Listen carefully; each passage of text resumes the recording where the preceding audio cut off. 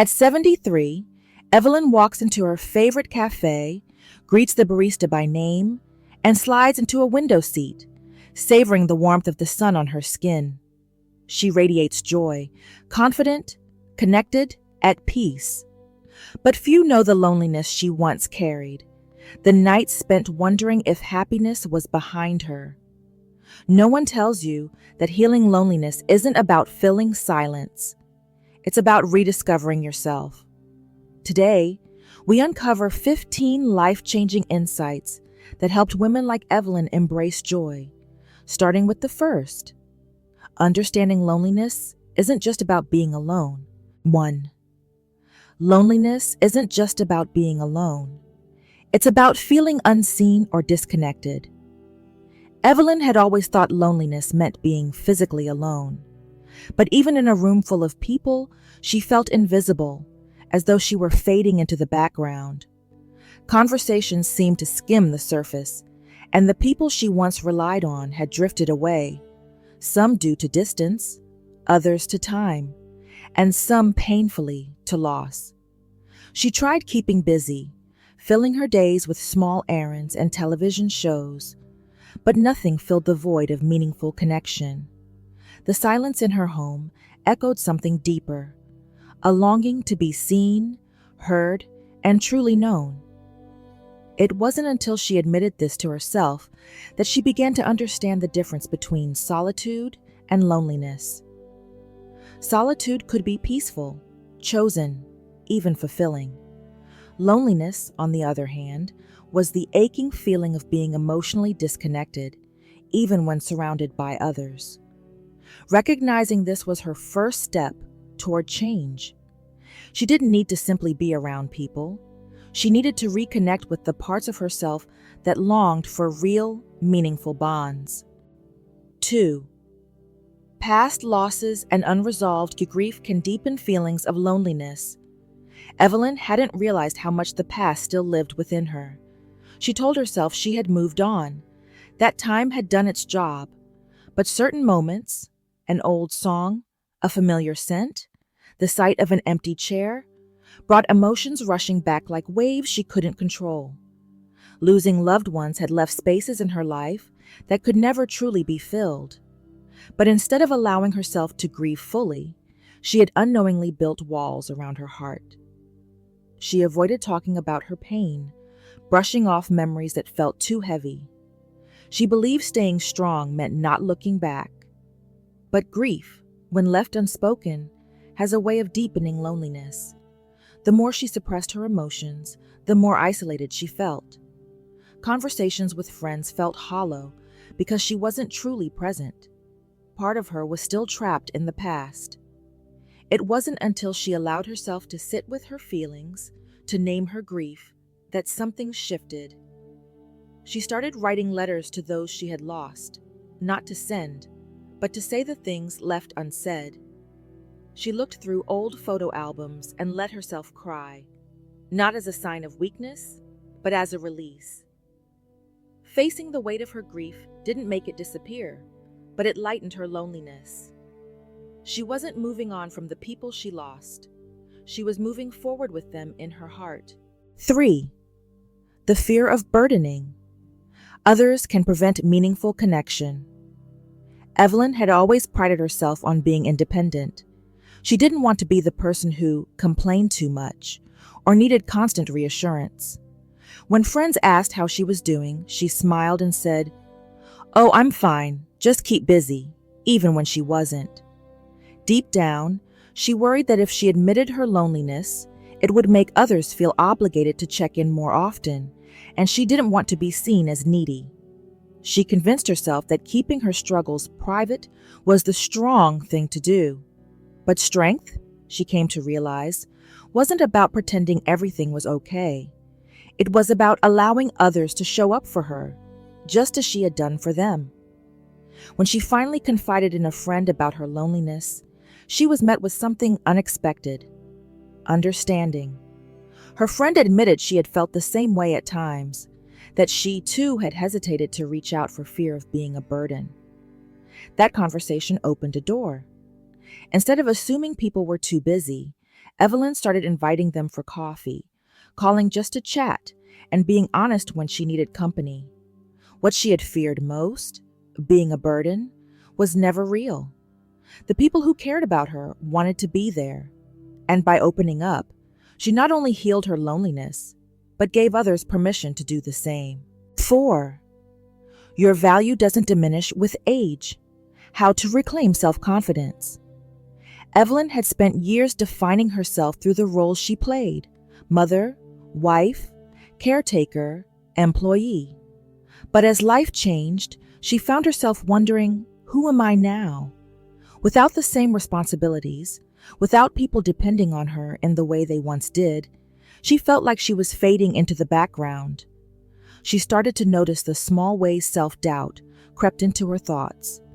She hesitated before voicing her opinion in conversations. She second-guessed whether she should join new activities, worried she wouldn't fit in. She began shrinking herself without realizing it. One day, she caught her reflection in the mirror and saw not just an aging woman, but someone who had lived, loved, and learned. She realized her worth wasn't tied to what she did for others. It was in who she was. She began intentionally reconnecting with her strengths. She made a list of things she was proud of, not just past achievements, but qualities that made her unique. She reminded herself that wisdom, resilience, and kindness held more value than she had given them credit for. As she embraced her evolving identity, she stopped waiting for permission to take up space. She spoke up in conversations, tried things that once intimidated her, and let herself be seen, not as someone fading away, but as someone still full of life. 5. Changing how you speak to yourself can transform your emotional state. Evelyn had always been kind to others, offering reassurance and encouragement to friends and family. But when it came to herself, her inner dialogue was much harsher. She noticed how often she criticized herself for small mistakes, replayed regrets from the past, and dismissed compliments with a wave of her hand. She began paying attention to these thoughts and realized something powerful. If she spoke to a friend the way she spoke to herself, she would never expect that friendship to flourish. Determined to change this, she made a conscious effort to reframe her inner dialogue. When she caught herself thinking, "I'm too old to start something new," she replaced it with, "I have a lifetime of experience that makes me capable." Instead of saying, "I should have done things differently," she reminded herself, "I did the best I could with what I knew at the time." At first, it felt unnatural, like she was forcing herself to be positive. But over time, the shift became real. The more she treated herself with kindness, the more her confidence grew. The old self-doubt didn't disappear overnight, but it no longer dictated how she saw herself. Speaking to herself with the same compassion she gave others became one of the most powerful ways she reclaimed joy. 6. Taking up new roles and responsibilities brings a sense of purpose. Evelyn had spent years watching her days unfold in predictable patterns. She filled time with errands, watched television, and kept up with household chores, but something always felt missing. She longed for a deeper sense of purpose, something that made her feel needed again. She realized that while some roles in her life had changed, she could create new ones. She didn't need to wait for an invitation to contribute. She could step forward and take on something meaningful. She started by volunteering at a local community center, offering to help organize events for other seniors. The first time she walked in, she felt a flicker of doubt. What if I don't belong here? But as she connected with others, as she shared her knowledge and listened to their stories, something inside her shifted. She discovered that purpose didn't have to be grand or complicated. It was in the moments of offering support, sharing wisdom, and making someone else's day a little brighter. She found herself waking up with excitement again, knowing that what she did mattered. By stepping into new roles, she wasn't just filling time, She was reclaiming the sense of purpose that had been within her all along. 7. Making friends. After 70 is possible, why vulnerability is the key. Evelyn had spent years believing that making friends later in life was nearly impossible. The people she once called daily had moved away, passed on, or simply drifted apart. She convinced herself that friendships were something built in youth, and that at her age, people had already formed their circles. She hesitated to reach out, afraid of rejection or feeling like an outsider. But she soon realized that loneliness often stemmed from fear. Fear of not belonging, fear of awkward moments, fear of putting herself out there. The turning point came when she accepted that vulnerability wasn't a weakness. It was the first step to forming meaningful connections. Instead of waiting for others to make the first move, she started initiating. She complimented a woman's scarf at the grocery store. She accepted an invitation to a book club, even though she didn't know anyone. She asked a neighbor to go for a morning walk. Each small act of courage led to something bigger. The more she showed up as her authentic self, the more she realized that other women her age longed for connection, too. Friendship wasn't about luck or perfect timing. It was about being open, even when it felt uncomfortable. 8. The unexpected power of intergenerational friendships. Evelyn had always imagined that friendship should be with people her own age, women who understood the same experiences and shared similar histories. But she never expected how much she would gain from forming bonds with younger generations. At first, she hesitated to spend time with younger people, thinking they wouldn't be interested in her perspective. But when she joined a local community project, she found herself paired with a woman in her 40s. Their conversations started with small talk, but soon deepened. Evelyn shared stories of lessons learned over the years, and in return, she gained fresh perspectives on modern life. She also began connecting with younger women at her church and through volunteer work. Their energy inspired her, and in return, she became a mentor, offering wisdom that only decades of experience could bring. These friendships were different, but deeply fulfilling. They weren't about reminiscing on the past, but about sharing wisdom, laughter, and learning from each other's experiences. Evelyn realized that true connection isn't defined by age. It's built on mutual respect, curiosity, and the willingness to grow together. 9. How to break out of social isolation and start meaningful conversations.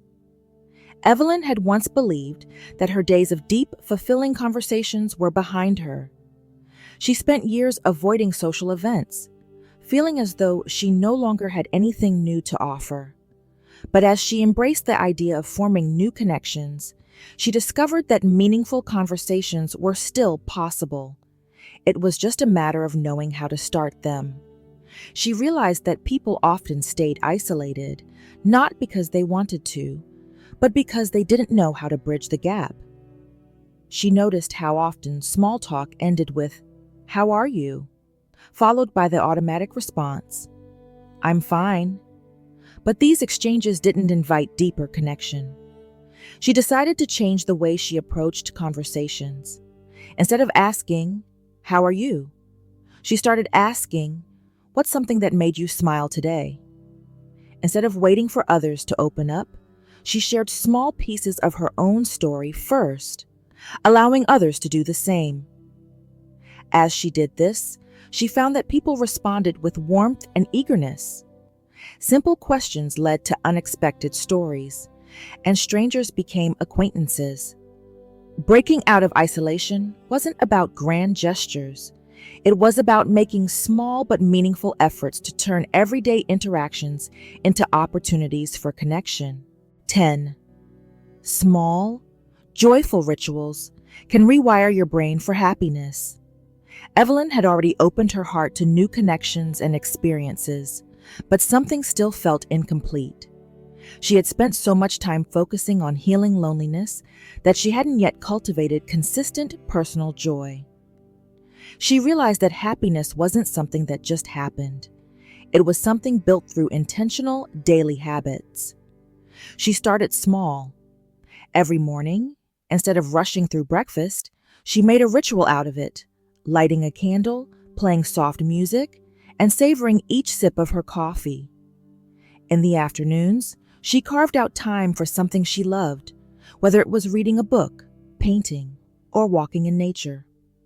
These rituals weren't grand or complicated, but they shifted the way she moved through her days. They gave her something to look forward to and infused her routine with small moments of peace and pleasure. She noticed that the more she prioritized these rituals, the more content she felt, as if her brain was rewiring itself to focus on joy instead of loneliness. Joy wasn't found in fleeting, once-in-a-lifetime moments. It was woven into the fabric of daily life, waiting to be embraced.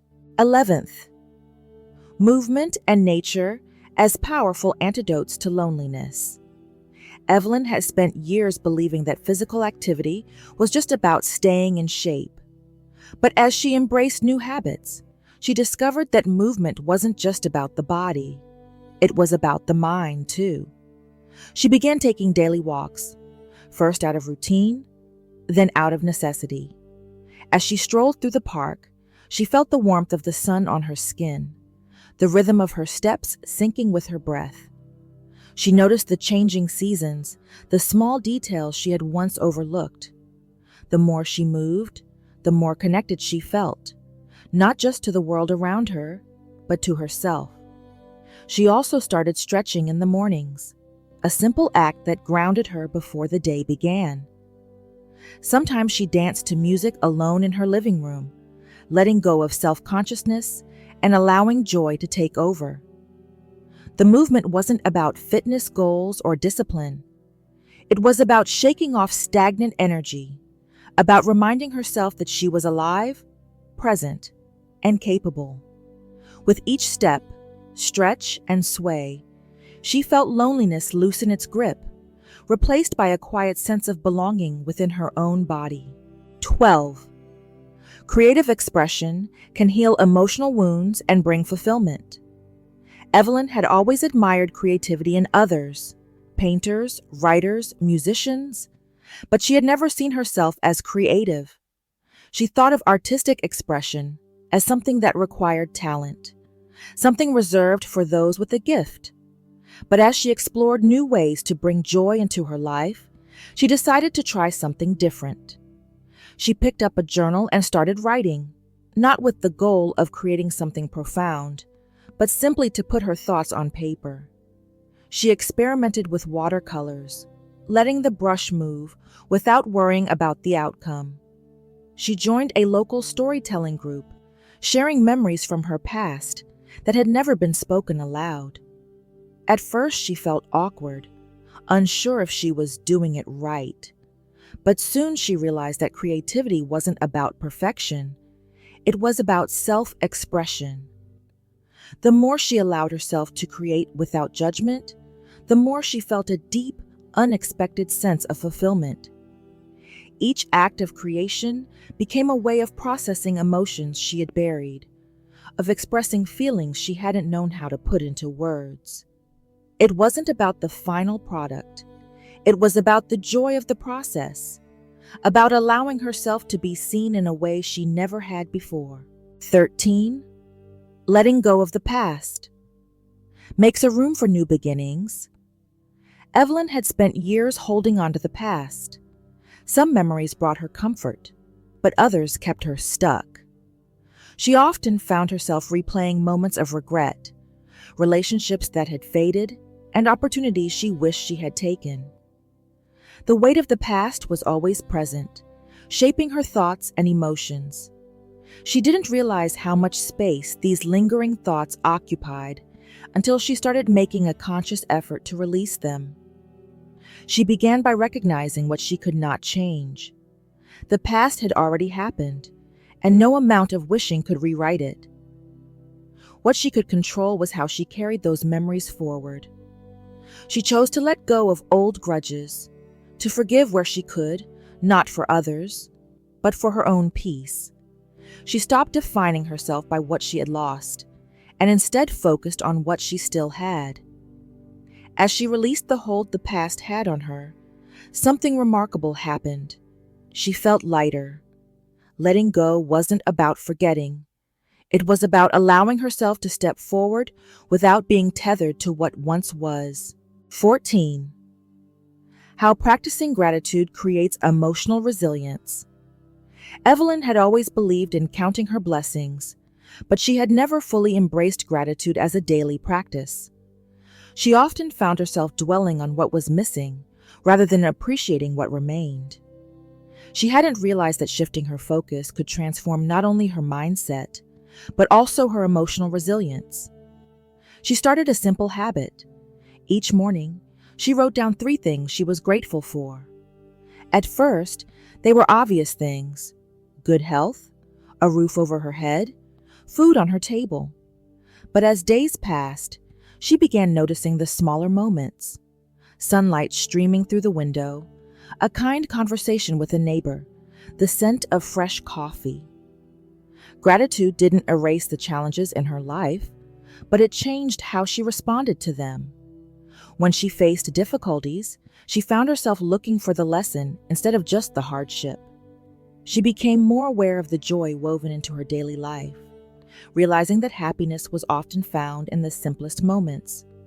With gratitude as a foundation, she no longer felt as fragile in the face of setbacks. She had built an inner strength that carried her through both the joyful and the difficult days. 15. The joy of embracing life on your own terms. Evelyn had spent much of her life considering what others expected of her. She had shaped herself around responsibilities, traditions, and the unspoken rules of how a woman her age should live. But as she reflected on the journey she had taken, she realized that joy came not from fitting into expectations, but from embracing life exactly as she wanted to. She started saying yes to things she had once hesitated to try. She signed up for an art class, despite telling herself for years she wasn't creative. She planned a solo weekend trip, something she had never done before. She stopped apologizing for taking up space, for wanting more, for prioritizing her own happiness. For the first time in years, she felt truly free. She wasn't living according to someone else's timeline. She was living for herself. And in doing so, she discovered that happiness wasn't about waiting for the perfect moment. It was about making the most of the moments she had. Loneliness isn't the end of your story. Joy is always within reach. Evelyn's journey proves that healing begins with small steps, self-love, and the courage to embrace life on your own terms. Now, it's your turn.